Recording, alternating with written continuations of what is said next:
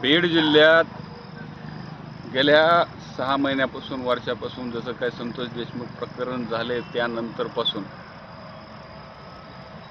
अचानक काल परवा विजय पवारचं एक प्रकरण घडलं, ज्यामध्ये एका अल्पवयीन मुलीसोबत तो गैरवर्तणूक केली आणि त्या गैरवर्तणुकीमुळे त्याच्यावर गुन्हा सुद्धा दाखल झालेला आहे आणि त्याच्यावर SIT सुद्धा स्थापन झाली. परंतु याच भानगडीमध्ये कुठंतरी बाळा बांगर नावाचे एक कॅरेक्टर घुसतं.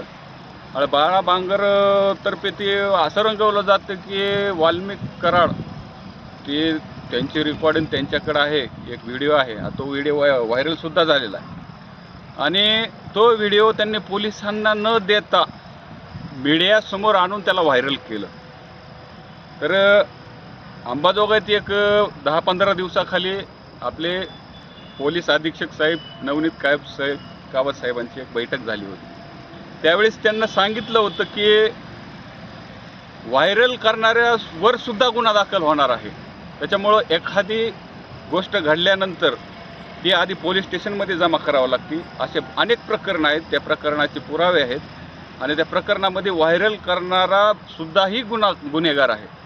त्यामुळे आमचं एक म्हणणं आहे, या राजकारणामध्ये, या गलिच्छ राजकारणामध्ये जातीत तेढ निर्माण करणे किंवा जातीत वाद व्हावा या उद्देशानं जो कोणी पुढे येईल त्याच्यावर माननीय कावत साहेबांनी गुन्हे दाखल केले पाहिजेत. आणि जशी मागणी वाल्मिक कराड याच्यावर अॅट्रॉसिटी अंतर्गत कार्यवाहीची मागणी होत आहे, समान गुन्हा व्हायरल करण्यावर सुद्धा झाला पाहिजे. कारण कुणीही उठायले एकटं येतोय, खुर्ची घेतोय, मीडियाचा कुठला तरी माणूस घेणार आणि बडबड करणार, कुठले तरी 50 वर्षाखालचे पुरावे काढणार, 10 वर्षाखालचे पुरावे काढणार आणि त्याच्यातून वाद निर्माण करणं, म्हणजे बीड जिल्ह्याला एवढं बदनाम करण्याचं काम इथल्या राजकीय लोकांना केलेलं आहे.